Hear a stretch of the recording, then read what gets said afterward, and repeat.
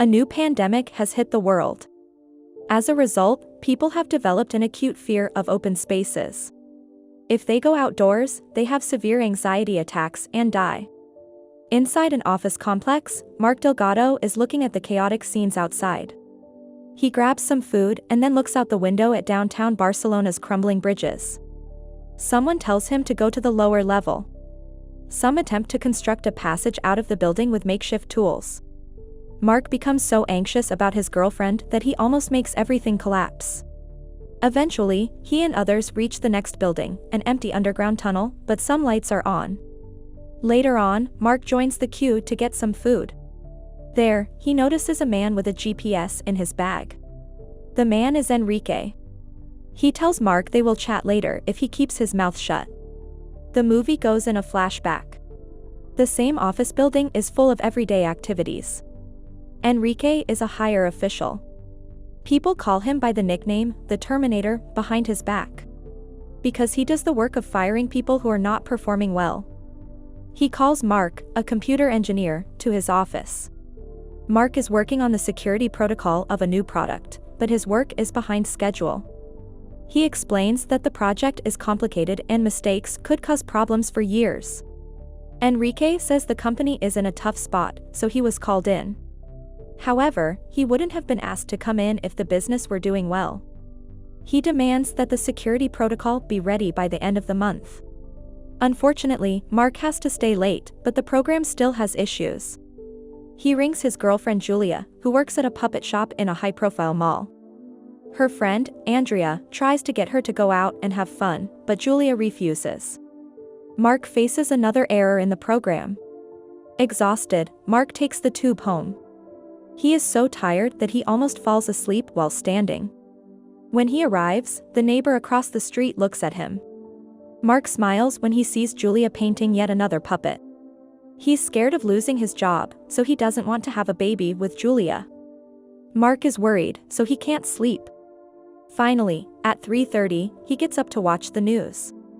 The Hekla volcano is erupting, and all European air travel is disrupted.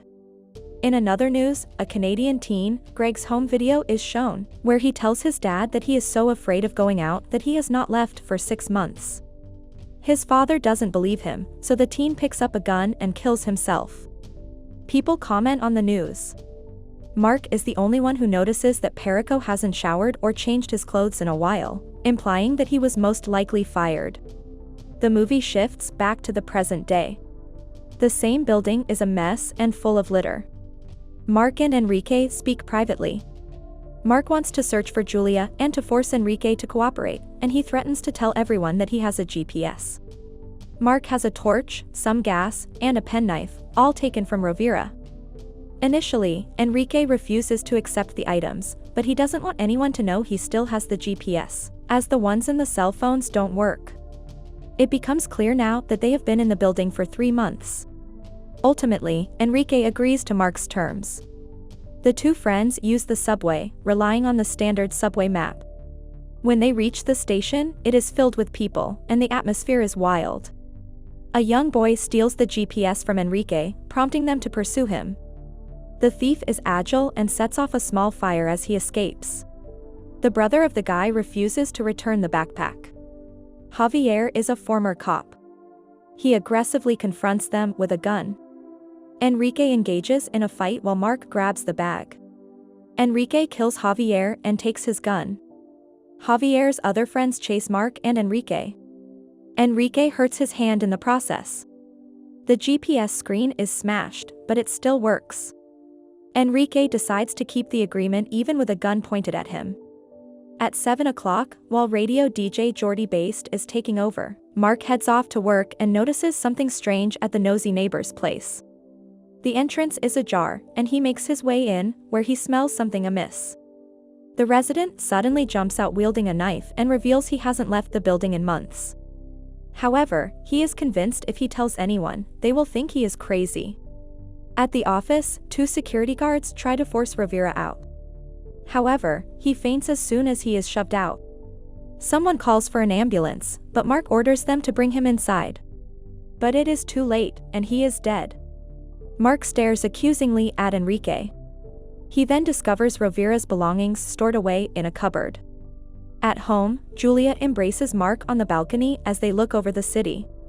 Mark notices the number of closed shops and people refusing to go to work. Julia is unable to comprehend what Mark is saying. He describes how Rovira died due to a cardiac arrest in his arms. Mark confesses that he was not familiar with him either. Back to the present day. When Mark regains consciousness, he assumes that Enrique has deserted him. Rats are consuming a dead man's body. Enrique declines to reveal what he wants to do in the Olympic City. He has a pouch containing some seeds. They come across a gutter passageway in the metro, which should guide them to the sewerage system. The outside world is full of wild animals and many abandoned cars. Mark and Enrique make their way through the sewers, counting 40 steps until they think they reach Mark's building. Enrique attempts to shoot the campsite gas, but his injured hand makes it difficult. His first attempt fails, and the noise temporarily deafens them. Mark also tries, but is unsuccessful and starts to bleed from the ears. His second attempt is successful, leaving Mark stunned. When they reach the building, they open the door expecting to see Julia, but instead, they find a family of foreign-looking people. They don't know Julia. Mark and Enrique search the area and notice the family hunting pigeons. Enrique finds a bag of microwavable popcorn with unbrushed seeds and grabs a kitchen knife. Mark catches sight of the frightening puppet and understands that Julia is pregnant as he looks at the ultrasound image of the unborn baby. Mark and Julia are viewing the news of the first casualties of what has now been referred to as the panic. The government spokesperson says they are doing their best to resolve the issue and that people should still go to work. But it is now a pandemic happening on a global scale. Julia is unhappy with the spokesperson. She believes the panic is merely an excuse to avoid marrying her and allowing them to have children together. Mark goes to work. The streets and the underground are almost empty. He is still angry when he reaches his office. On a TV debate, the speakers don't seem to have any concrete knowledge on the matter: the sterile modern life, a biological agent. Andrea informs Mark that Julia doesn't wish to talk to him. Mark shouts at her through the phone. Mark is determined to leave the building to see Julia. However, as soon as he steps out, he begins to feel lightheaded and has to go back inside quickly. He inspects his phone while still lying on the ground, but it does not work. He imagines Julia in tears, clutching the scanned picture. It starts raining outside, so everyone tries to collect the water in buckets. Next, people fill up bottles, pots, and pans with rainwater. Finally, Enrique agrees to go with Mark, and they decide to leave the flat. He remarks that they may be too late to find Julia and the baby. During their argument, the flashlight is lost. At this moment, Enrique reveals that he's searching for his father. They eventually come across a lighter in a church and make a fire. A big bear attacks them, and they try to defend themselves from the bear with spikes. Enrique falls, and the bear is ready to eat him. As they approach the door, the bear is impaled when it falls on Mark.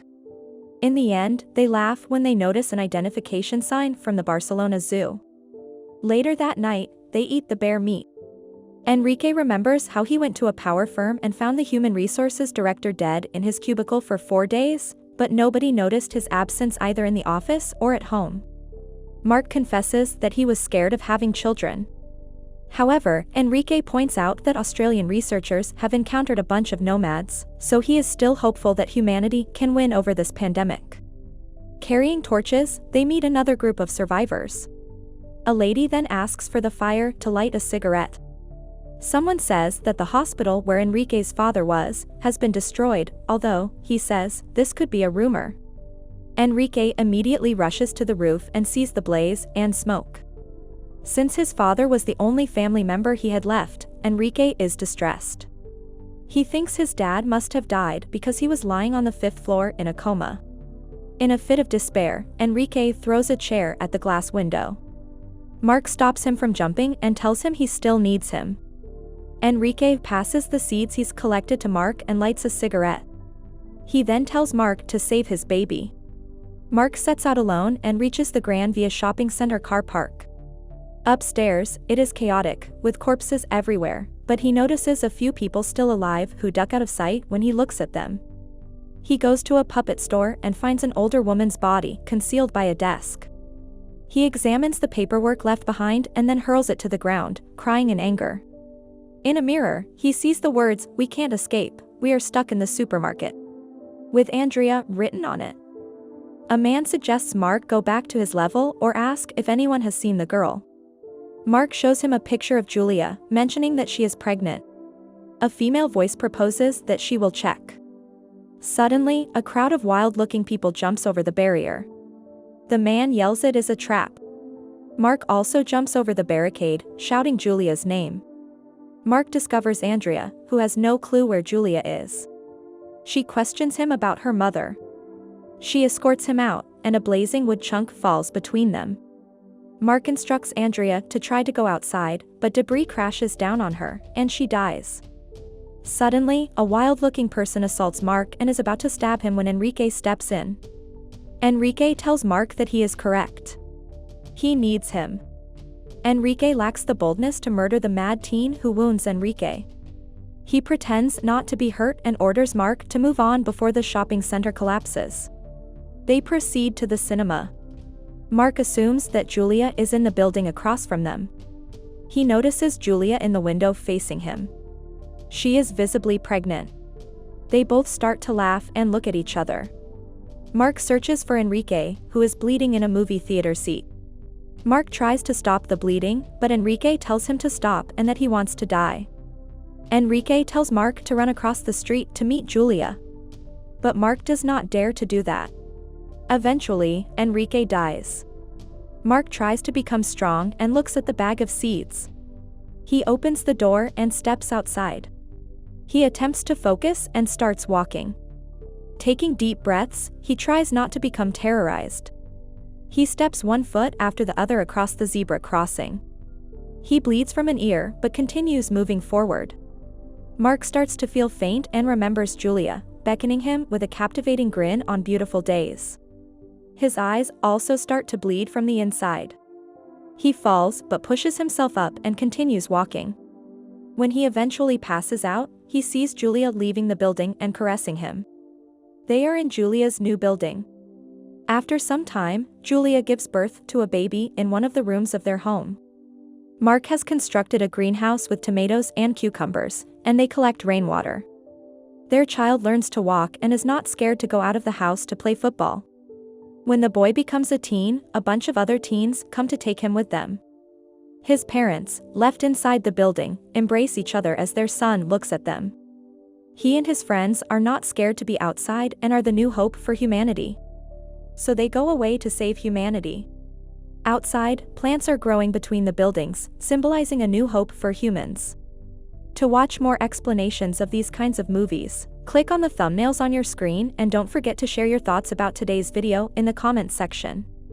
Kindly like the video and subscribe to my channel and press the bell icon so you don't miss any new video. And at last, I will say, stay safe, stay well. See you next time and thanks for watching.